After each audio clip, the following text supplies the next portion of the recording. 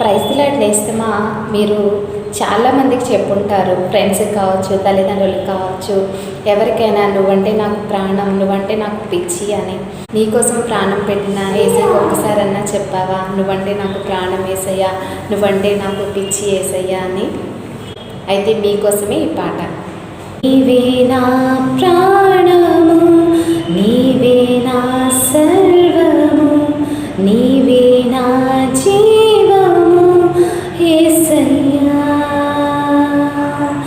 నీవే నా ప్రాణము, నీవే నా సర్వము, నీవే నా జీవము యేసయ్యా.